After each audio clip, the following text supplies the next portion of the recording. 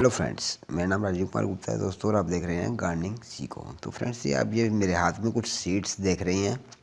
ये हैं France been के, जो कि मैंने एक ग्रीन बीन से निकाले हैं, जो कि फ्रेश हैं देखने में और ताज़े हैं। तो आप भी किसी हेल्थी एक मोटी बीन्स के जो हैं बीज घर पे ही इस प्रकार से निकाल कर इनको आपने छाया में है जो 2 दिन ज़रूर सुखाना है।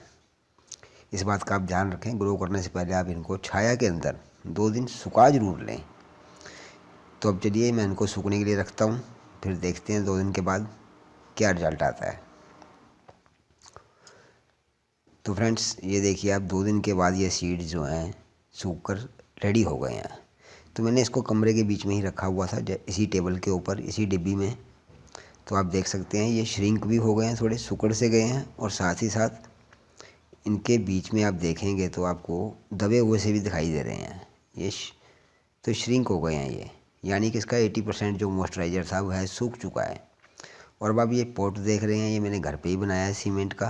10 रुपये में मुझे ये कॉस्ट आई है। अगर आप भी बनाना चाहते हैं तो मेरा वीडियो आप ये देख सकते हैं। अब आप एक लकड़ ले लें और उसका जो है आप 1.25 इंच का जो गहराई तक आपने इसके अंदर गड्ढा खोदना है।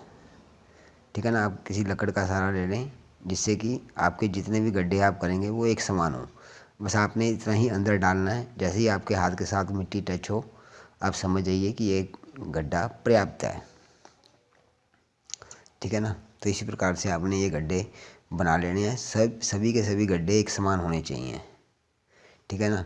और इसके अंदर आपने जो है मिट्टी आप देख रहे हैं, इसमें जो मिट्टी है ये डाली हुई है बालू रेत। इसके अलावा इसमें और कुछ नहीं है, ये बालू रेत है सिर्फ। तो आपके पास अगर बालू रेत अवेलेबल है तो ठीक है, नहीं तो फिर आप गार्डन की सॉइल भी ले सकते हैं। तो आप देख सकते हैं खड्डे मैंने थोड़े से खुले कर लें, जिससे कि आपका जो सीड है इसमें आसानी से चला जाए। और आपने जब गड्ढे करने हैं तो एक बात का ध्यान रखें कि आपने जितनी पोर्ट में जगह है उसके अंदर आपने उसी हिसाब से लगाना है। 1-1 इंच का गैपिंग जो है चारों तरफ से इनके अंदर होनी चाहिए, जैसे कि आप देख पा रहे हैं कि इनकी गैपिंग चारों तरफ से 1-1 इंच 1.5-1 इंच जो है हमने गैप छोड़ा हुआ है। अगर आपके पास पॉट में जगह कम है तो आप कम बीज लगा लें, मगर आप गैपिंग का ज़रूर ध्यान रखें।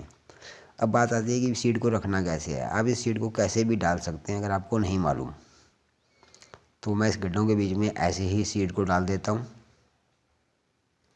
इनको ग्रो करना बहुत ही ज़्यादा आसान है, आप घर से ही कर सकते हैं। आपको मार्केट से परचेज़ करने की कोई ज़रूरत नहीं है। आप किसी भी सीड को अगर ग्रो करना चाहते हैं तो आप उसको पहले 2 दिन छाया के अंदर सुखा लें, तब आपका जो 80% मॉइस्चराइज है उसका वो सूख जाएगा। तब वह सीड जो है ग्रो करने के लिए तैयार हो जाएगा। अब आप देख सकते हैं ये कितना गहरा इसके बीच में डला हुआ है, और आपने अब इसी मिट्टी को इससे कवर कर लेना है। आप मिट्टी देख सकते हैं मेरी गीली पड़ी हुई है, तो मैं इसलिए इसमें पानी नहीं दूंगा, क्योंकि मेरी गिल्ली ही है।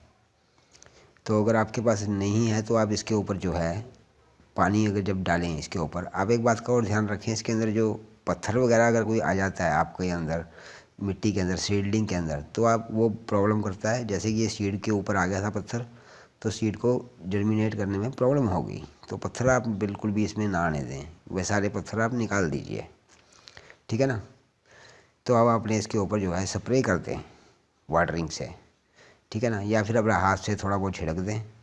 तो चलिए अब मैं इसको जो रखता हूँ, इसको मैं शेडेड एरिया के बीच में रखूँगा जब तक ये ग्रो ना हो, जहाँ पर पेड़ पौधों की थोड़ी बहुत छाया हो, डायरेक्ट सन धूप ना आती हो। तो चलिए मैं रखता हूँ, उसके बाद मैं इसका रिजल्ट जो है कंटिन्यू करता हूँ।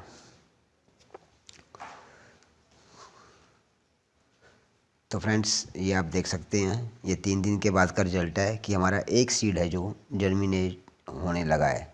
बाकी का अभी कोई रिप्लाई नहीं है, आप देख सकते हैं।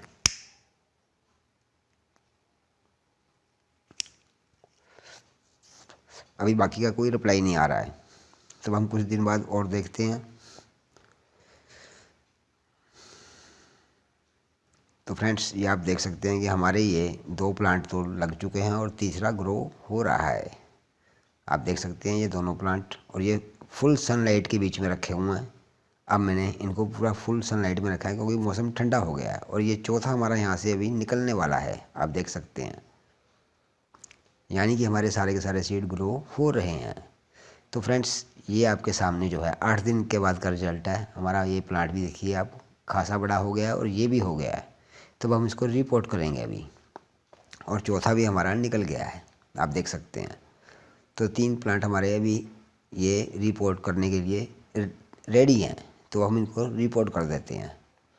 तो चलिए मैं आपको दिखाता हूँ कि आपको इसको कैसे रिपोर्ट करना है, उसके लिए हमें किन किन बातों का ध्यान रखना है।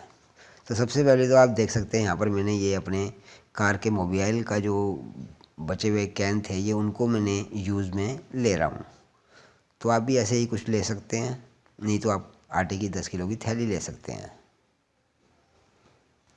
या फिर आप इस प्रकार की जो है तेल की, ऑयल की, किसी भी प्रकार की कैनी ले सकते हैं।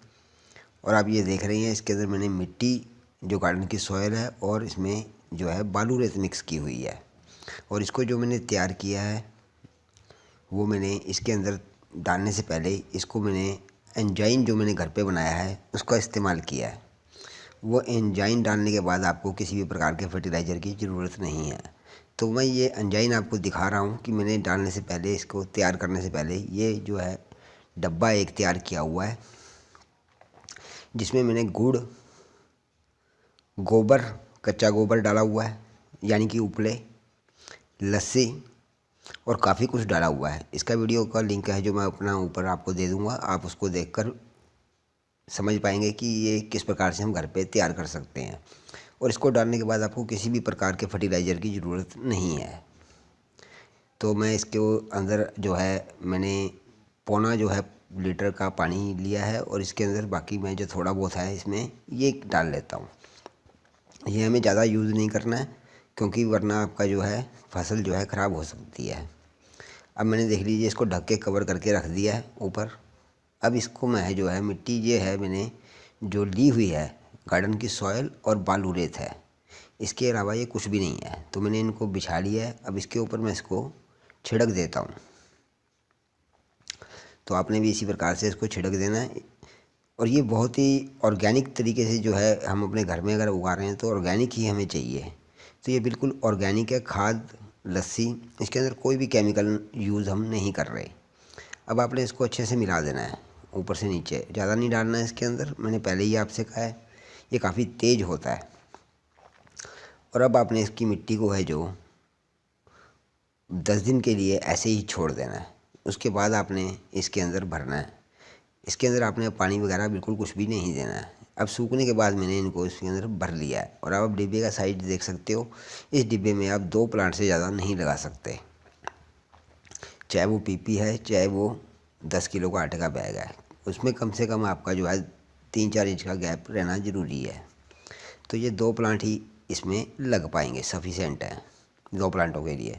और एक प्लांट के ऊपर मैं आपको बता दूं तो आपको 15 से 20 बीन, 10-15 बीन्स जो है मिलेंगी। क्योंकि ये प्लांट जो है अगर आपको लगाना है तो आपको ये 5 प्लांट आपको लगाने पड़ेंगे। तो आप देख लीजिए इस प्रकार से, जैसे मैं निकाल रहा हूँ, इसको आप केक की तरह काट लीजिए। तो ये आपका जो निकलने में जो है आसान हो जाएगा। ये देखिए आप इस प्रकार से आप इसको निकाल लीजिए ईज़िली तरीके से।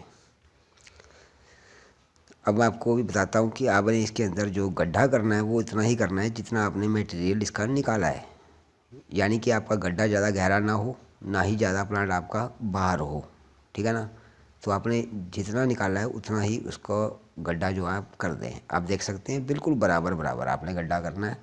और अब आप थोड़ा सा इसके ऊपर जो है इससे कवर कर दें। और प्लांट से आपने ज़्यादा छेड़छाड़ बिल्कुल भी नहीं करनी है, क्योंकि प्लांट बहुत नाजुक होते हैं। अगर उनको थोड़ा सा भी एहसास हुआ किसी चीज़ का तो वो मुरझाने शुरू हो जाएंगे। अब दूसरा प्लांट आप थोड़ी सी और दूरी पे लगा दें इस कोने की तरफ को, जिससे कि प्लांट की दूरी जो है बनी रहे, ठीक है ना। तो इस प्रकार से आप 2 प्लांट एक उसमें पॉट में लगा सकते हैं। अगर आप किसी पॉट में लगा रहे हैं तो 9 इंच का कम से कम आपका पॉट होना चाहिए, और उसके अंदर आप भी, उसमें भी 2 प्लांट इजीली ग्रो कर सकते हैं। तो मैं बार बार आपसे एक ही बात कहूँगा जो मैं पहले भी दोहरा चुका हूँ कि अगर आप जब भी ये बीन्स के प्लांट लगाएं कम से कम 5 प्लांट लगाएं, क्योंकि आपको एक के ऊपर जो है 10, 12, 15 बीन्स, इतनी ही बीन्स मिलने वाली हैं इससे ज़्यादा की आप उम्मीद मत करें। तो आप मेरा कहने का मतलब समझ सकते हैं कि अगर आपको 2 टाइम की सब्ज़ी अगर आपको चाहिए तो आपको 5 प्लांट लगाने ही पड़ेंगे, ठीक है ना। क्योंकि आपको देखो, आप ये 2-3 महीने मेहनत भी करोगे, पानी भी दोगे, इसकी केयर भी कर रहे हो, आप काफ़ी कुछ करोगे, तो आपको कुछ ना कुछ बेनिफिट होना चाहिए। तो आप प्लांटों को गैपिंग का ज़रूर ख्याल रखें, ठीक है ना। तो आप देख सकते हैं ये दोनों प्लांट यहाँ पर इस टाइम बिल्कुल सही हैं। अब हम तीसरे प्लांट को जो है इसमें ग्रो करेंगे, क्योंकि हमारे 3 प्लांट हो चुके हैं। तो मैं सोच रहा था कि उनको रिपोर्ट कर ही देता हूँ, क्योंकि मेरे पास गमले भी जो है तैयार थे, ये पॉट जो मिट्टी की हमारी। और आप देख सकते हैं मिट्टी कितनी भुरभुरी हो गई है इसमें बालू रेत डालने से। और जो हमने एंजाइम डाला था उसके अंदर इनको लगाने से पहले, वो एंजाइम की वजह से इसके अंदर लाखों बैक्टीरिया जो हैं इसके अंदर जा चुके हैं इस मिट्टी के अंदर। तो उन्होंने मिट्टी को भी जो है हल्का कर दिया और ज़्यादा। तो बैक्टीरियाज जो होते हैं इसके अंदर यही काम करते हैं, वो आपकी मिट्टी को जो है एकदम फ्रेश कर देते हैं, जितनी भी मिट्टी आपकी सारी की सारी। तो आप 10-15 दिन पहले उस मिट्टी को डाल के रख लें किसी भी पॉट वगैरह में, तो तैयार करने डालने से पहले पॉट में। अब बाकी इन सबको मैं ऐसे ही रख देता हूँ, क्योंकि अभी हमारे 3 सीड और बाकी हैं। यानी कि एक तो हमारा लगा हुआ है जो ग्रो हो रहा है, बाकी 2 और बाकी हैं, शायद वो भी ग्रो हो जाए। तो मैं इसको भी ऐसे पड़े रहने देता हूँ। तो अब आपने इसके अंदर जो है वाटरिंग की बात करते हैं। अब वाटर जो डालना है आपको इसके अंदर थोड़ा थोड़ा डाल दें, क्योंकि हमने मिट्टी जो है इसके अंदर अभी एंजाइम डाला हुआ है, हम उसके बैक्टीरिया जो हैं वो बेकार नहीं करना चाहते। तो इसलिए हमें थोड़ा थोड़ा ही वाटरिंग देनी है, ज़्यादा वाटर आप बिल्कुल भी ना दें, बस इतना ही दें कि मिट्टी उसको पकड़ ले। थोड़ा सा पानी इसमें भी डाल देता हूँ। तो फ्रेंड्स, उम्मीद करता हूँ कि आपने समझ लिया होगा कि हम बीन्स के प्लांट को घर पर ही किस प्रकार से ग्रो कर सकते हैं सीड्स के द्वारा। अगर उसके बाद भी आपको कोई दिक्कत परेशानी किसी भी चीज़ में आ रही है, तो आप मुझसे मेरे कमेंट बॉक्स में लिखिए, तो मैं आपकी जो परेशानी है उसका हल आपको ज़रूर बता दूंगा। और मैंने आपको जो भी एंजाइम बताया है, जो एक खाद बताई है जो आपको यूज़ करने के लिए, कि हम गोबर खाद कैसे यूज़ कर सकते हैं एक फर्टिलाइज़र बनाकर, तो इसको भी आप ज़रूर यूज़ कीजिए, इससे आपको बेनिफिट मिलेगा। इसी के साथ मुझे आप इजाज़त दीजिए, मेरे नेक्स्ट वीडियो के लिए इंतज़ार कीजिए। तब तक के लिए बाय दोस्तों, thank you for the watching my video.